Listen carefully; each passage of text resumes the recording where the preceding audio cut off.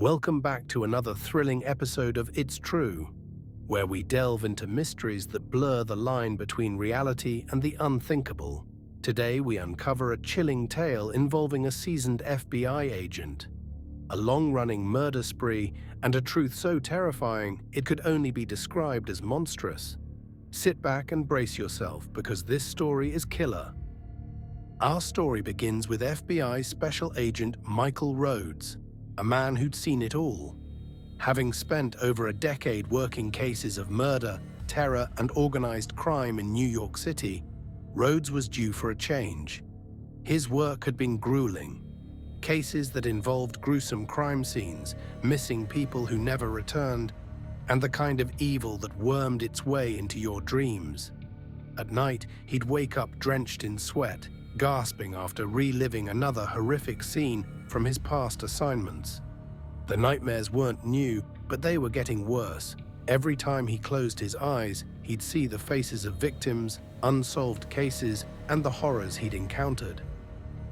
When the transfer opportunity to the Tennessee field office arose, his supervisor didn't need to twist his arm. He leapt at the chance, hoping that a slower pace and the promise of normalcy in the mountains could help him recover some semblance of peace. The Appalachian air, the rolling forests, and the laid-back nature of the small town offered a glimmer of hope. He wanted to be somewhere quiet, somewhere that didn't remind him of his years chasing monsters. A week into his new role, Rhodes sat in his CO's office, a cup of coffee warming his hands. Captain Bill Grant, a seasoned officer with a calm demeanor, studied him quietly from behind a cluttered desk. The air in the room was thick with unspoken understanding, the kind shared between men who had seen too much in their respective careers. Rhodes's file lay open on the desk, filled with details of his accomplishments. Years of counterterrorism, multiple commendations, and a reputation for solving complex cases under intense pressure. On paper, he could have chosen any post in the country. But instead, he had landed here, in a small Tennessee field office, far removed from the chaos of New York City. As Grant reviewed the file, Rhodes reflected on his decision. The weight of his years in New York pressed down on him like a heavy coat, suffocating and relentless. He hadn't realized how much he needed a change until he was offered one. The allure of quiet mountains, slow cases, and a chance to breathe had been irresistible. Grant seemed to sense this without needing to ask. His demeanor shifted, his gaze softening as he closed the file and set it aside.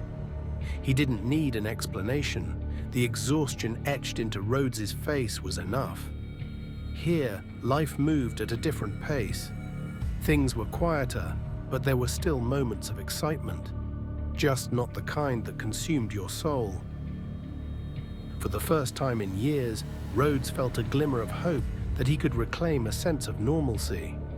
As he sipped his coffee, the warmth seeped into his chest, and he allowed himself to believe that maybe this new chapter could be the fresh start he desperately needed. Rhodes had been in Tennessee for only a few weeks when the call came in about the body of Daniel Reeves, a local hiker found dead near Chimney Top. At first, it seemed like another routine case, a tragic encounter with wildlife.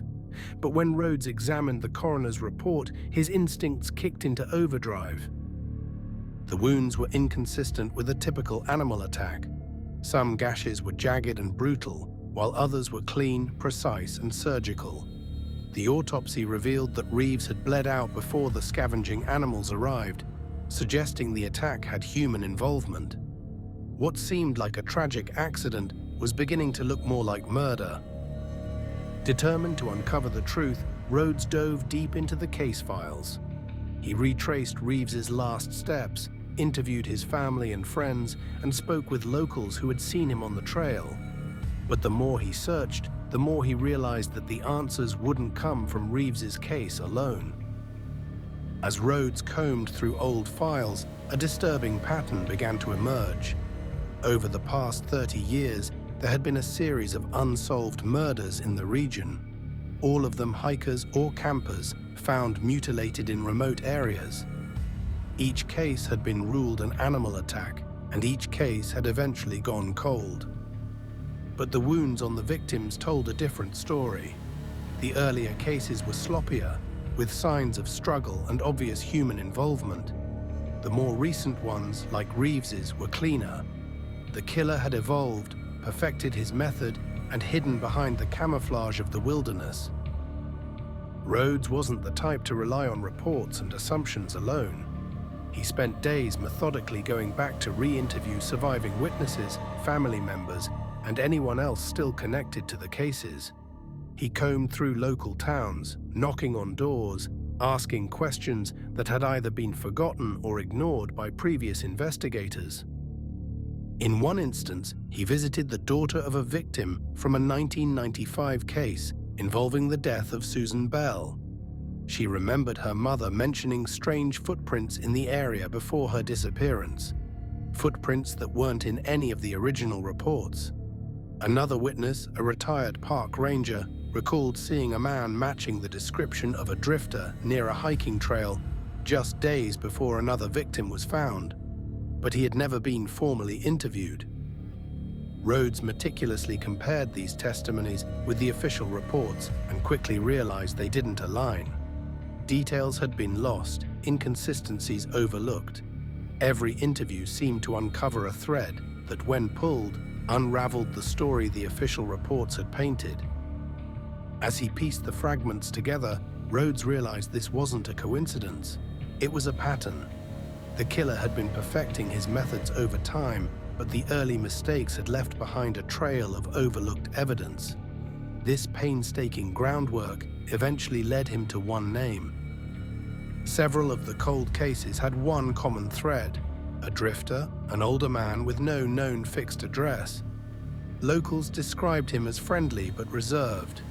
He was known for backpacking across the country, working odd jobs and living off the grid, but always coming back to the town. His name was Elias Wren. Rhodes traced Wren's movements through various towns and national parks, and the timeline was damning. Wren had been in the same locations at the same times as multiple unsolved murders. His transient lifestyle made him the perfect suspect, always moving, never staying long enough to raise suspicion. Wren was a skilled outdoorsman, familiar with the wilderness and survival tactics. He knew how to cover his tracks, literally and figuratively. In several instances, Rhodes found evidence of campfires and makeshift shelters near the crime scenes, suggesting that Wren had been watching his victims for days before striking. During the investigation, Rhodes had his first encounter with Wren while interviewing locals near a remote campsite where a recent victim had been found. Wren had been sitting on a log near the camp's general store, carving something into a piece of wood. At the time, Rhodes didn't suspect him. He seemed calm, disinterested, just another drifter passing through. But the conversation they had lingered in Rhodes's mind. Wren had been unusually knowledgeable about the local trails, even mentioning offhand that wildlife had been behaving strangely lately. The detail stuck out, but not enough to act on it immediately. It wasn't until Rhodes connected Wren to other cases that the memory took on new meaning.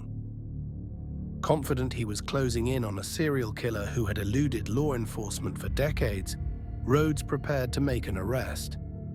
His investigation had led him back to Chimney Top, where he discovered Wren had a cabin hidden deep within the woods. The final confrontation was near. When Rhodes arrived at Wren's remote cabin deep in the woods, he was surprised to find that Wren had seemingly given up his transient, nomadic lifestyle. The cabin showed signs of permanence: a garden of wild herbs out front, a well-maintained woodpile stacked neatly by the entrance, and tools hanging from hooks on the porch. It wasn't what Rhodes expected from a man who had spent decades drifting. Inside, he expected resistance, but nothing could have prepared him for what he found. The place reeked of animal musk and blood, the smell so strong that Rhodes had to cover his mouth. Claw marks scored the wooden walls, and gnawed bones, some animal, others disturbingly human-looking, were scattered near the fireplace. His pulse quickened as he pieced together a grim possibility. Wren might have trained vicious dogs to help carry out the crimes. It would explain the animal aspect of the murders. Use the animals to cover the crime, and since the bodies were in wooded areas, no one would have suspected them as accomplices. Every noise in the cabin made him jump, imagining the animals lurking just out of sight, ready to attack. As Rhodes explored the cabin further, every creak of the floorboards seemed amplified in the oppressive silence. The stale air clung to him, heavy with the smell of decay and something animalistic. His heart thumped in his chest as he moved, every instinct telling him to stay on edge. Then the sound of the front door creaking open made him freeze. He spun around, gun raised, just as Elias Wren stepped inside. The man's face was calm, almost amused, as if he had been expecting this visit for some time. Wren casually set down a worn backpack near the door and surveyed the room, his eyes lingering briefly on the gun aimed at him. Rhodes's pulse quickened, but he forced himself to stay composed. He cautiously lowered the weapon, but kept it within reach as he settled into a worn-out chair near the fireplace. Wren leaned against the doorframe, arms crossed, his posture relaxed but deliberate, like a predator biding its time. The cabin felt suffocating. Rhodes' gaze drifted toward the bones and claw marks once more. This place was a nightmare made real, and its owner seemed perfectly at home in it. The air between them was thick with tension, as if the walls themselves were holding their breath. Rhodes broke the silence, his tone steady despite the dread gnawing at him. Wren wasn't just another drifter. There was something deeply wrong here. Must be nice living out here, Rhodes thought aloud, keeping his words light but probing. The isolation, the freedom to do what you want. Wren smirked faintly, a shadow of something sinister passing across his features. It has its perks. Rhodes's eyes flicked to the gnawed bones. He spoke again, carefully choosing his words. I noticed you've got some pretty interesting decor. Bones, claw marks. I'd guess you like dogs. Big ones, maybe. They must come in handy out here in the wild. I've had a few over the years, Wren replied, his voice casual but his gaze sharpening. They're good company, loyal. Rhodes leaned back slightly, forcing himself to appear at ease, even as adrenaline coursed through him. Loyal enough to help out when needed. I've heard of dogs trained for hunting, even for protection, Rhodes said as the sweat rolled down his brow. But you don't strike me as the guard dog type. Wren's smirk widened, the faint glint of predatory amusement in his eyes growing more pronounced. Oh, they're more than just guards, but you already know that, don't you? A silence hung between them, heavy and electric. Wren's gaze was predatory, as if he could see beyond the surface, peeling back layers of Rhodes's thoughts. The room seemed to contract, the shadows pressing in closer. Rhodes felt his breath catch. His mind raced, imagining the sound of paws skittering across the floor, snarling dogs rushing toward him. He swallowed hard, tightening his grip on the gun. His voice was barely above a whisper. Where are they? Where are the dogs, Wren? You're going to call them, aren't you? Wren chuckled softly, the sound sending a chill down Rhodes's spine. Dogs? The word hung in the air like a cruel joke. Wren stepped forward, slow and deliberate. The atmosphere shifted instantly, like a thunderstorm ready to break. Wren's body straightened, his casual posture vanishing as his breathing grew heavier. The muscles beneath his clothes seemed to writhe, his veins pulsing unnaturally. The room itself felt like it was closing in, suffocating Rhodes as he watched the transformation begin. Wren's skin rippled, contorting as muscles bulged. His eyes glowed a sickly yellow, and his fingers extended into razor-sharp claws. His jaw cracked, lengthening into a snout filled with jagged teeth. Rhodes couldn't move, trapped by the sheer terror of what was unfolding before him. This wasn't just a serial killer with a taste for blood. The man standing before him was something else entirely, something monstrous. Elias Wren wasn't a man, he was a werewolf. The moment Wren lunged, Rhodes barely managed to sidestep, the werewolf's claws grazing his shoulder and tearing through fabric and skin. The force sent him crashing into a bookshelf, scattering its contents across the cabin floor. Wren snarled, his eyes glowing like embers as he advanced, savoring the hunt. Rhodes's mind raced as he kicked a chair into Wren's path, buying himself precious seconds to scramble backward. Wren pounced again, this time pinning Rhodes to the floor. The werewolf's hot breath washed over his face, and Rhodes could feel the pressure of claws digging into his chest. Desperation took over. He reached for a jagged bone lying on the floor and jammed it into Wren's side. The beast howled in pain, loosening its grip just enough for Rhodes to roll free. He scrambled to his feet, knocking over a table and creating a momentary distraction. His gun had skid under a nearby table during the struggle. As Wren regained his footing and lunged again, Rhodes dived under the table, grabbing the weapon just as claws swiped past his head. Rhodes fired twice, the bullet slamming into Wren's chest. The werewolf stumbled back, but it wasn't enough to stop him. Wren growled, momentarily weakened as his body shuddered, the bullets forcing their way back out as Wren's rapid healing took over. Within moments, the wounds closed, and the werewolf circled Rhodes like a predator measuring its prey, his strength fully returning. With adrenaline surging through him, Rhodes threw a chair at Wren and made a break for the door. The werewolf gave chase, its claws scraping against the cabin walls as it bounded after him. Outside, the night was cold and silent, the trees looming like dark sentinels. Rhodes sprinted toward the tree line, his breath ragged. The forest became a maze of shadows, and Rhodes knew he couldn't outrun Wren for long. He ducked behind a thick tree trunk, gripping his gun with trembling hands. He could hear Wren's heavy footsteps crunching through the leaves, circling, sniffing the air. When Wren appeared around the tree, Rhodes fired again, hitting him square in the shoulder. The werewolf yelped, but the wound only enraged him further. The chase continued, branches whipping against Rhodes's face as he navigated the terrain, searching for anything that could give him an advantage. Finally, Rhodes's foot landed on the muddy riverbank, and the rush of water ahead gave him an idea. The sound of Wren crashing through the forest grew closer, his growls echoing between the trees. Without thinking, Rhodes sprinted toward the river and dove in, the icy water engulfing him instantly. The cold knocked the breath from his lungs, but he forced himself to stay afloat, fighting the powerful current as it dragged him downstream. Behind him, he heard Wren skid to a stop at the river's edge, snarling in frustration. Rhodes didn't dare look back. He focused on keeping his head above water as the current pulled him farther and farther away from the beast.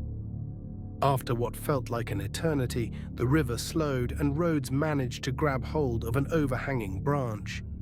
Gasping for air, he hauled himself onto the muddy riverbank, coughing and shivering as the adrenaline finally wore off. His muscles ached and his wounds burned, but he couldn't stop now. Soaking wet and bloodied, Rhodes stumbled through the trees, his only thought being to reach the road where he had parked his car. Wren's cabin had been accessible only by a long hiking trail, so he had left the vehicle far from the cabin itself. His shoes squelched in the mud, and every snap of a twig sent his heart racing. But the thought of Wren closing in on him kept him moving. Finally, he saw the faint reflection of the moonlight gleaming off metal in the distance. His car. He burst out of the tree line and fumbled with the keys, his hands trembling. Throwing himself into the driver's seat, he started the engine and floored the gas pedal, tires spinning as he sped off into the night. As the road stretched out ahead, Rhodes's mind replayed the terror of the encounter. The river had saved him tonight, but he knew this wasn't over. Back at the FBI office, Rhodes sat alone in the dim glow of his desk lamp, his fingers trembling against the cool surface of his untouched coffee. The night's events played on a loop in his mind, the glowing eyes, the claws, the snarls that still echoed in his ears. His wounds throbbed, each pulse a painful reminder of how close he had come to death. He tried to summon his usual composure, but the weight of what he had seen pressed down on him like a suffocating fog. How could he explain the truth without sounding insane? New to the team and desperate not to alienate himself, he chose his words carefully, omitting the nightmare's most unexplainable details. To his superiors, he recounted the version they would accept. A violent fugitive who had fled into the wilderness, a man they could believe existed. The monstrous truth remained locked inside him, just another secret to bear. For Rhodes, the nightmare had only just begun. The hunter had become the hunted, and Ren was closing in. The following weeks were a descent into paranoia. Sleep became a luxury he could no longer afford. Every creak of the floorboards, every gust of wind scraping against his windows sent his pulse racing. Even in daylight, he couldn't shake the feeling of being watched.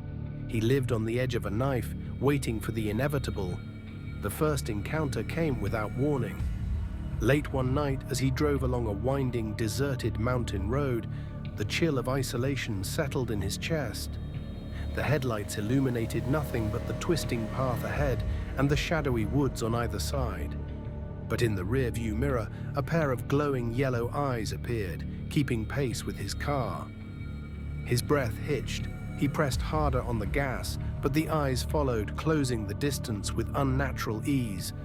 The car jolted as something slammed into its side, metal groaning as he swerved off the road. Gravel sprayed against the undercarriage as the vehicle skidded into a ditch. Heart pounding, Rhodes gripped the wheel, trying to steady himself. In the distance, just beyond the beam of his flickering headlights, a shadowy figure stood at the tree line. It lingered for only a moment before slipping back into the darkness of the forest, leaving Rhodes trembling behind the wheel, unsure if it had truly been there or if the nightmare was consuming him whole. At home, the nightmare followed him like a shadow. One morning, he opened his front door and froze. Deep claw marks were etched into the wood, the grooves fresh and jagged. His backyard, once neatly kept, had been torn apart. Trampled grass, broken branches, and paw prints embedded in the soil. The tracks circled his house like a predator toying with its prey. Each night brought more reminders that Ren was near. A guttural growl vibrated through the walls as Rhodes lay in bed, staring at the ceiling. The distant howls of something not entirely animal echoed from the woods. Occasionally, through the window, he caught fleeting glimpses of movement at the tree line just beyond the reach of the porch light. He was being hunted. Rhodes was unraveling, the weight of being hunted gnawing away at his sanity. He felt like prey, cornered and powerless as his once rigid composure frayed beyond repair. The walls of his home felt tighter each day, suffocating him with the knowledge that Ren was always out there, always watching. Desperation drove him to bury himself in research, seeking answers in every corner of werewolf lore. His desk became a chaotic sea of ancient myths, cryptic symbols, and scribbled notes from modern sightings. Each story pulled him deeper into uncertainty. There were tales of monstrous beasts slain by silver bullets, accounts of cursed bloodlines, and warnings of transformations tied to the phases of the moon. But Ren defied the stories. Unlike the traditional werewolf legends, Ren didn't need a full moon. Rhodes's research pointed to a horrifying truth. The first transformation under a full moon was only the beginning, a catalyst that unlocked the ability to shift at will. The moon wasn't a restriction, it was merely a trigger, and Ren had long since outgrown it. The only constant was the hunger. Rhodes's breath hitched as he underlined the same phrase repeatedly in his notebook: insatiable need to kill. The more he read, the more he realized that myths and legends weren't enough. Ren wasn't bound by folklore. He was something far worse, and Rhodes was running out of time to figure out how to stop him. With all roads pointing to silver as the ultimate weapon, Rhodes prepared for a fight. He acquired silver bullets, custom-made and loaded into his sidearm. But even with the bullets, he felt hopeless. How do you hunt something that's already hunting you? Rhodes spent hours hunched over old case files, the dim light of his desk lamp casting long shadows across the cluttered papers. His eyes scanned page after page, searching for something, anything, that could help him stop Wren. Most of the reports were dead ends, trails long gone cold, but one file stopped him in his tracks. A series of investigations into abandoned mines scattered throughout the Smoky Mountains. Years ago, hikers had vanished near those mines, but the search efforts had been abandoned due to structural instability and the constant threat of cave-ins. Rhodes leaned back in his chair, the weight of the idea forming in his mind. The mines were a death trap for anyone who ventured inside, but maybe that was exactly what he needed. If he could lure Wren into one and trigger a cave-in, it might finally be enough. The bullets had proven unreliable, but tons of collapsing rock, that could buy him the time he needed, or, if he was lucky, bury Wren for good. He couldn't afford to go in blind. He visited a local cartographer known for mapping historical sites and forgotten tunnels. With the man's help, Rhodes acquired an old, fragile map of the mine system, its faded lines detailing unstable chambers and partially collapsed passages. His fingers traced the route carefully, memorizing the most dangerous sections. When he was ready, he packed his supplies: the map, his gun loaded with silver bullets, a length of rope, and an axe for good measure. The weight of the gear wasn't the only burden he carried. His mind was heavy with doubt. But hesitation wasn't an option. This was a gamble, and he knew it. But it was a gamble he was willing to take. As he left his home, the night air bit into his skin, and the dense woods ahead seemed to whisper warnings he couldn't afford to heed. The entrance to the mine was hidden by dense underbrush, nearly indistinguishable from the surrounding forest.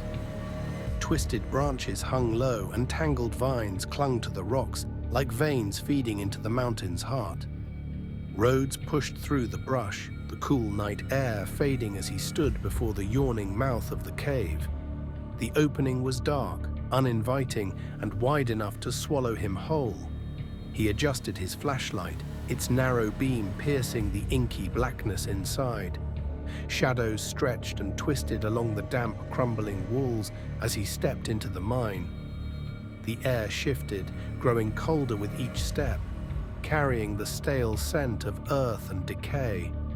Every sound was amplified: the scuff of his boots on loose gravel, the distant drip of water echoing like a slow, deliberate countdown.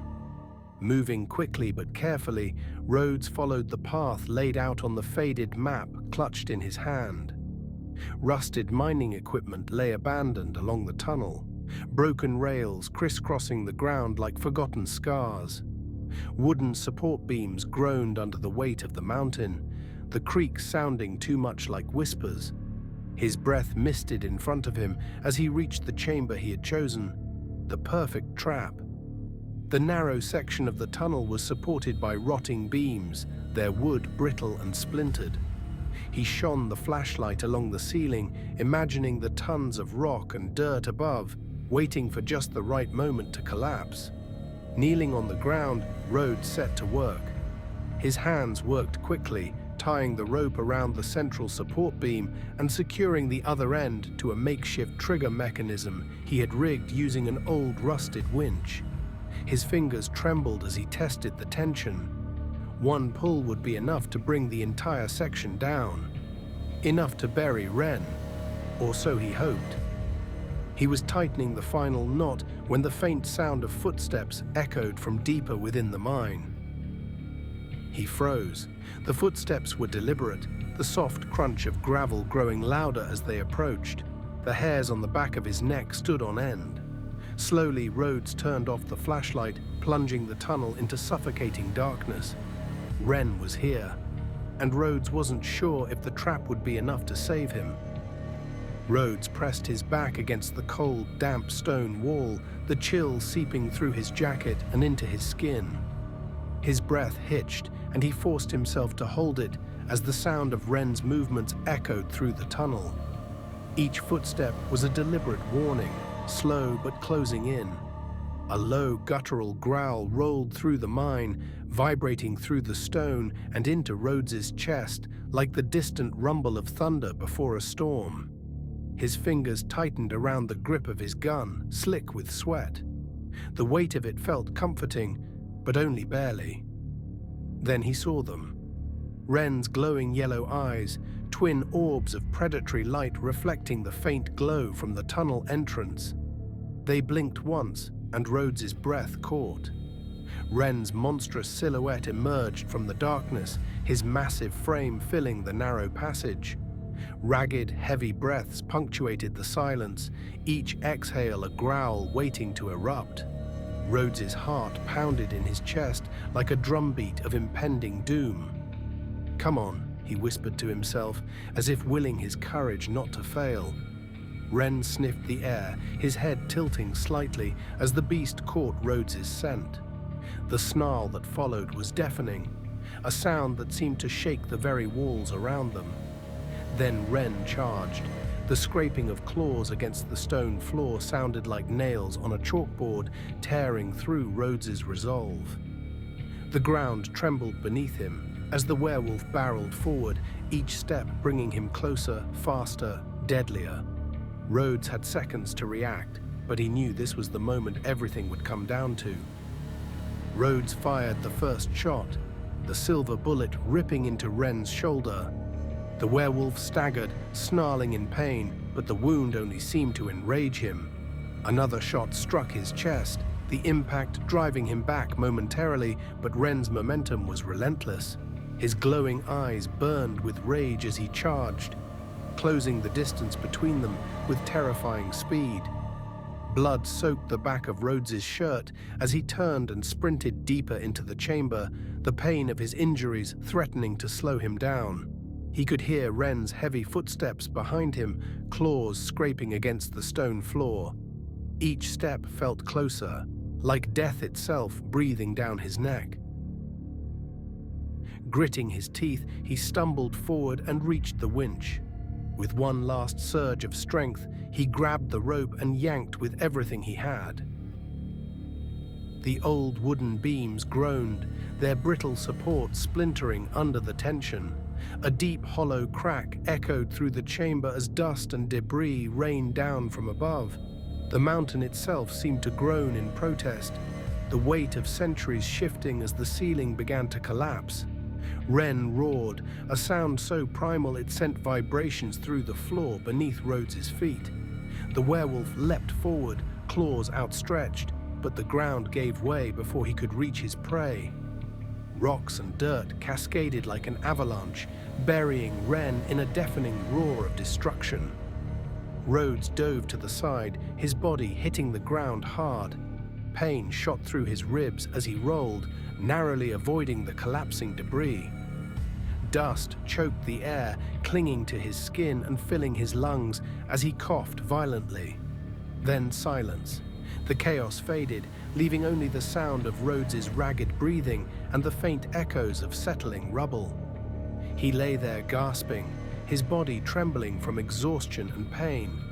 Somewhere beneath the mountain of stone, Ren had been buried, but Rhodes couldn't shake the feeling that this wasn't over. Rhodes pulled himself to his feet, every muscle in his body screaming in protest. His lungs burned with each ragged breath, and the metallic taste of blood lingered on his tongue. His vision blurred as he limped toward the mine's entrance, each step dragging him closer to the freedom of the cool night air. When he finally emerged, the crisp breeze kissed his sweat-soaked skin, but it did little to ease the weight crushing his chest. He collapsed onto the ground, gasping as the world spun around him. Minutes after mustering up the strength to put the call in, backup arrived. Flashlights cut through the darkness as the rescue team rushed past him, their voices distant and muffled like echoes in a dream. He watched from the ground as they scoured the mine, hoping for confirmation of the impossible. But when they returned, their faces told him everything. "The chamber's sealed tight," one of them said. "We can't get far inside." Captain Grant approached, his expression grim. "We didn't find him," he said, the weight of the words settling heavily between them. "He could be buried under the debris or—" He trailed off, the rest of the sentence hanging in the air, unfinished. But Rhodes knew exactly what he meant. Wren could still be alive. Later, as Rhodes sat in the back of the ambulance, the chaos around him faded into the background. The paramedics tended to his wounds, but their words blurred together like static. His mind replayed the battle in the mine, every shot, every roar, every desperate second. He knew he had hit Wren at least twice, 2 solid shots with silver bullets, and the cave-in had been enough to bury anyone else under tons of rock. But Wren wasn't just anyone. That's when the realization struck him, cold and unforgiving. The law had it wrong. Silver didn't kill werewolves. It only slowed them down, weakened them temporarily. He had trusted stories written by people who had never faced what he had seen with his own eyes. The bullets had delayed Wren, made him vulnerable, but they hadn't been the solution. And the cave-in, meant to be his last resort, had been a temporary setback. Wren had survived. Rhodes rubbed his temples, dread coiling like a serpent in his gut. If silver wasn't the key, then what was? He had exhausted everything he thought he knew. But now he realized the answer lay beyond the pages of folklore. Because this wasn't over. Wren was still out there, and Rhodes knew he had to find a way to end it. For good. Back at his home, Rhodes sat at his desk, the dim glow of a single lamp casting shadows across the room. The leather-bound journal lay open before him, its worn pages stained with ink and sweat from his trembling hand. His official report sat neatly in a folder nearby. A sanitized version of the truth, Elias Wren, a fugitive responsible for multiple homicides, had died in the mine collapse. But Rhodes knew better. The journal told the real story. He scribbled furiously, documenting every detail. The chase through the winding tunnels, the groaning beams, the cascade of rock that should have been Wren's tomb. But most importantly, he recorded what wasn't there: Wren's body. Rhodes circled the words twice. The silver slowed him down, but it didn't kill him. The ink smudged beneath his fingers as he traced the line again, as if repetition could force the truth to change. But it wouldn't. Wren was still out there. A sudden knock at the window shattered the silence. Rhodes's heart leapt into his throat, and his hand flew to the gun resting on the desk. He stood slowly, his breath shallow, and crept toward the window. The cold night air pressed against the glass, fogging it slightly, but beyond the veil of condensation, there was nothing. Just the wind stirring in the darkness outside. He exhaled, but the tension in his chest didn't ease. Returning to his desk, he sat down and stared at the journal, the words blurring together under his exhausted gaze. With a deep breath, he picked up the pen and added one final note. "He's still out there. I'll be ready." The words felt hollow, but he wrote them anyway. Because he had no choice. The nightmare wasn't over, and Rhodes knew that when Wren returned, he wouldn't have the luxury of being unprepared. This time, he'd be ready. There are monsters out there. The sad truth is that some wear human faces, hiding their darkness behind familiar smiles. But others are something far worse, something primal, lurking just beyond the edges of what we understand. Michael Rhodes learned that firsthand, and he knows now, monsters aren't just born of nightmares. They walk among us, waiting to strike when we least expect it. With that, we come to the conclusion of this episode of It's True. We hope you've enjoyed another twisted tale. If you did and want to hear more, remember to please like and subscribe.